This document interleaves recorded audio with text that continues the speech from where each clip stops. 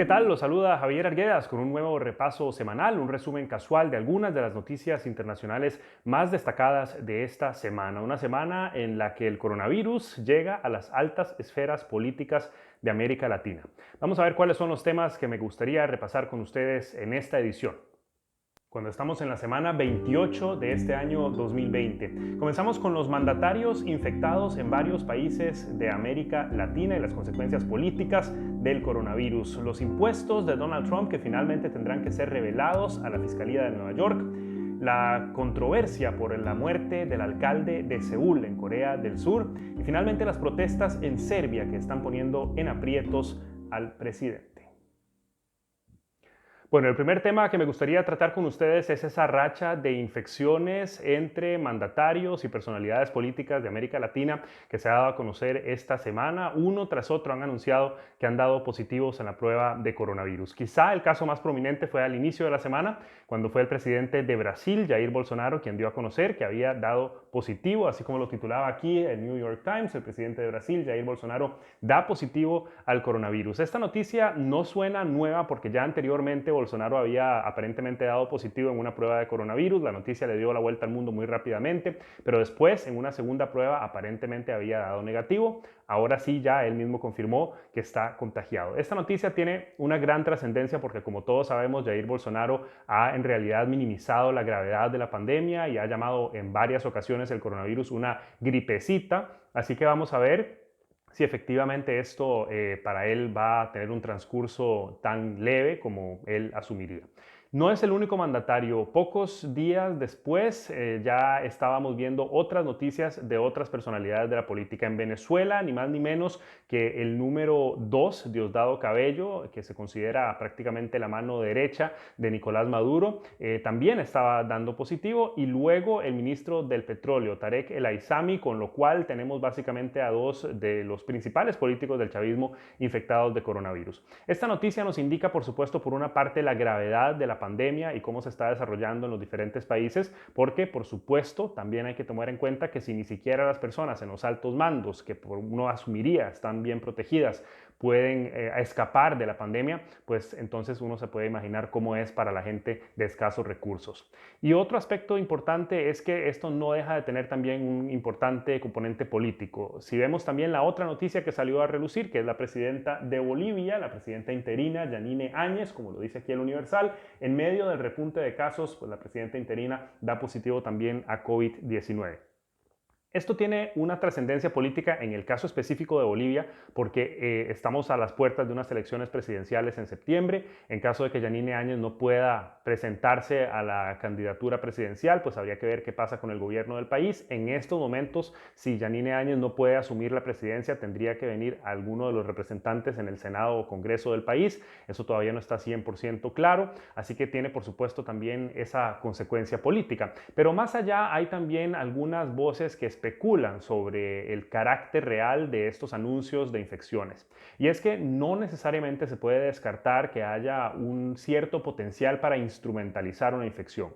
Con esto no se asume que es que los presidentes o los políticos están inventando que tienen coronavirus, pero sí que podrían utilizar esa condición a su favor. En el caso, por ejemplo, de Yanine Áñez, obviamente en plena campaña política, ¿qué rival se va a atrever a atacar fuertemente a una persona que está enferma? Y en el caso, por ejemplo, de Jair Bolsonaro, se ha asumido también, aunque esto es un rumor, es importante destacarlo, pero se ha asumido que podría ser una especie de método para impulsar la promoción de la hidroxicloroquina, que, como sabemos, el presidente en muchas ocasiones ha alabado como la solución a la pandemia.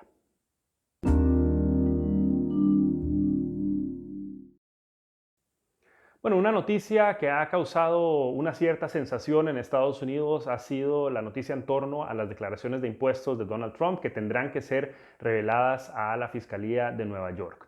Bueno, para entender este caso hay que remontarse incluso a la campaña presidencial del año 2016. Prácticamente todos los presidentes de Estados Unidos han revelado sus declaraciones de impuestos. Esto es simplemente un acto de transparencia para dar a conocer claramente cuáles son las propiedades que tienen, qué negocios tienen, qué transacciones han hecho. Pero el presidente de Estados Unidos actual, Donald Trump, dijo que no lo iba a hacer. La razón por la que el presidente se ha negado en repetidas ocasiones y a pesar de enorme presión, no solo política, sino también, por supuesto, de parte de la prensa, por abogar precisamente por esa transparencia, es que las declaraciones de impuestos de Trump están bajo auditoría y que mientras no termine esa auditoría, él no va a dar a conocer sus declaraciones de impuestos. Esta es una decisión que, sin embargo, no es involuntaria, es decir, Trump puede decidir, a pesar de que sus impuestos estén bajo auditoría, pues entregar las declaraciones de impuestos, pero ha decidido no hacerlo. Bueno, hay enorme especulación porque no solamente es un instrumento político para los rivales de Donald Trump, sino que también daría ciertas claves para casos particulares. Y aquí podemos irnos, por ejemplo, al caso específico de Stormy Daniels. Como aquí lo titulaba La Vanguardia todavía en el año 2018, Stormy Daniels, hablaban ellos, la actriz X que pone en aprietos a Trump. Bueno, la razón por la que ahora se tienen que dar las declaraciones de impuestos de Trump es que Stormy Daniels, esta actriz pornográfica que como muchas otras mujeres ha dicho que tenía relaciones extramaritales con Trump, pues ha dicho que Trump intentó pagarle para que no dijera nada, para que se quedara callada durante la campaña presidencial del año 2016, pues para no perjudicar la imagen de Trump de cara a esas elecciones. Bueno, Trump había negado primero que había tenido algún vínculo con ella, después que sí, después que no le había pagado dinero, que sin embargo el abogado sí, pero bueno, era como una situación que era muy poco clara y en las declaraciones de impuestos se espera ahora pues que como parte de esa investigación se pueda esclarecer si efectivamente Trump le pagó a Stormy Daniels dinero para que se quedara callada. Entonces ahora la Fiscalía va a obtener estas informaciones después de un fallo del Tribunal Supremo. Esto es importante, así como lo titulaba aquí el país, el Supremo obliga a Trump a entregar su información financiera a la Fiscalía para este caso específico. Y abajo subtitula el país, el fallo marca los límites sobre el poder de los presidentes ante las investigaciones. Estas son las dos claves. Primero, porque el mismo Tribunal Supremo, que tiene también algunos de los jueces nombrados por el mismo Trump, dijo, y esto es importante, que Trump no tiene inmunidad ante investigaciones criminales mientras esté en la presidencia. Esto era algo que habían abogado los abogados, valga la redundancia, de Trump, que siendo presidente no se le podía investigar criminalmente. Bueno, este fallo es por eso bastante trascendental. Y por supuesto también tiene un enorme componente político de cara a una posible elección de Trump, porque los rivales políticos del presidente quieren tener acceso a esas informaciones. Sin embargo, el mismo Tribunal Supremo falló que los demócratas, la Cámara de Representantes de mayoría demócrata, no va a obtener acceso a este documento, así que no va a tener influencia en las elecciones. A veces se gana y a veces se pierde también para Donald Trump.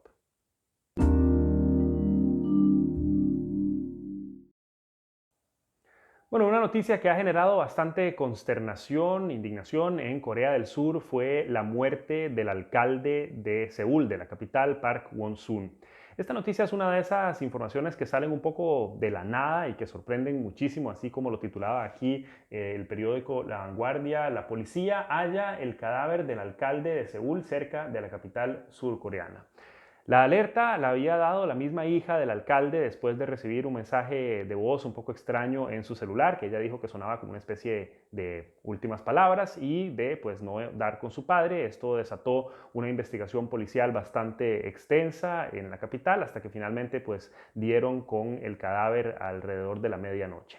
Bueno, este alcalde en realidad era una figura política bastante popular en su tercer mandato al mando de Seúl, una ciudad de 10 millones de habitantes con políticas sociales. En realidad era pues un político muy respetado y por eso no había un motivo inminente para su muerte, por lo menos no desde el punto de vista criminal. Esto fue lo que en principio hizo que este caso fuera un poco sospechoso. Pero después de que avanzaron las investigaciones, se encontró una nota en la residencia del alcalde en la que agradecía a las personas que lo habían apoyado durante su vida y en la que también pedía disculpas a su familia por el sufrimiento que les ocasionaba. Y por supuesto, esto ya elevó un poco las sospechas sobre si se trata efectivamente de un suicidio, así como lo titulaba aquí Las Dos Orillas, hacía la pregunta. ¿Se suicidó el alcalde de Seúl? Pues aparentemente en estos momentos esa es la teoría más probable. Y es que pocos días antes de esa desaparición y de su muerte, el mismo alcalde había recibido una denuncia formal por conducta sexual inapropiada por parte de una secretaria de la alcaldía.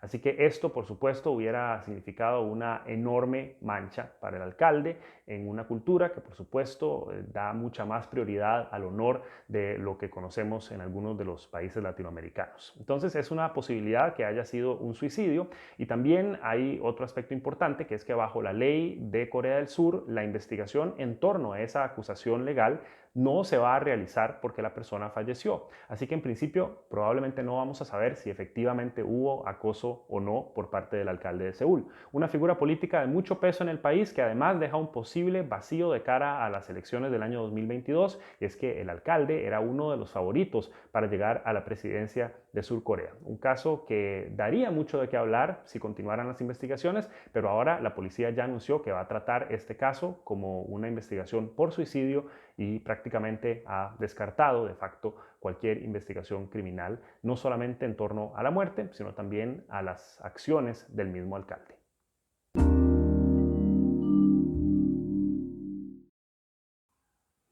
Bueno, y finalizamos con una noticia de descontento y también bastante típica para los tiempos que vivimos de pandemia. Y es que en Serbia ha habido en repetidas ocasiones y durante varios días consecutivos protestas en contra del gobierno y específicamente en contra del presidente Aleksandar Vučić. Así como lo titulaba aquí la agencia EFE, protesta multitudinaria por tercer día contra gobierno, ahora sin disturbios. Bueno, esto porque al principio las manifestaciones habían sido con disturbios bastante violentas en contra del gobierno. Es un caso bastante típico, y es que la gente está protestando en contra de las medidas de confinamiento, pero en medio de un repunte significativo de los casos, y el descontento se genera porque se asume que la razón por la que Serbia está viviendo este repunte de casos fue una acción irresponsable por parte del presidente y del gobierno en general. Y es que, así como en todos los demás países, lógicamente la gente no quiere estar confinada, pero sí siente un cierto respeto por las medidas de confinamiento si están siendo efectivas y si la gente ve que están surtiendo el efecto y que el gobierno está haciendo un buen manejo de la pandemia. Así era también en Serbia, pero había, como siempre, un componente político que se atravesó en este éxito que estaba teniendo el país. Las elecciones parlamentarias, unas elecciones parlamentarias en las que el presidente esperaba obtener un mayor respaldo en el Congreso. Las encuestas decían que iba a tener un triunfo bastante arrasador, y por eso, a pesar de la pandemia y en vez de posponer las elecciones, pues fue el que organizó las primeras elecciones en medio de la pandemia en Europa. La consecuencia no solamente fue que hubo un repunte de casos, sino que en la misma esfera política de Serbia también altos cargos, como lo titulaba aquí la cadena SER, serbios se contagian de COVID-19 tras los festejos electorales. Y así es como llegamos a la situación en la que estamos hoy, porque a raíz de que la gente, por supuesto, tuvo que ir a votar, pero que además, como el país estaba bastante bien en términos de coronavirus, la gente se confió, fue a eventos para celebrar los triunfos electorales, pues todo esto dio como resultado que ahora la situación se esté saliendo de control, y esto lógicamente es lo que genera enorme descontento. El presidente, por supuesto, está intentando ahora suprimir estas protestas con motivos de seguridad y de sanidad, pero por supuesto probablemente también con un trasfondo político. Intentó prohibir la reunión de más de 10 personas, pero a pesar de ello, los serbios han salido a las calles exigiendo pues, que el gobierno levante las medidas de confinamiento, o en todo caso que el gobierno reconozca su error y tenga por ende la responsabilidad política de cargar con las consecuencias. Estas consecuencias podrían ser de todo tipo, no está descartado que al final de cuentas puedan terminar costándole el cargo al presidente si la situación continúa así. Así que el descontento en Serbia no ha terminado, muy probablemente se recrudezca durante los próximos días conforme aumenten los casos, y también la impaciencia de las personas ante medidas de confinamiento que en opinión de muchos no debieron ser en primer lugar.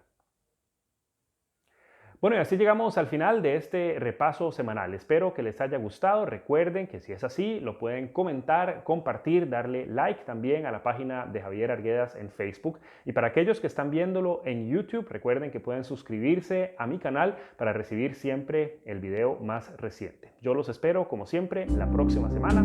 Hasta entonces, que la pasen bien.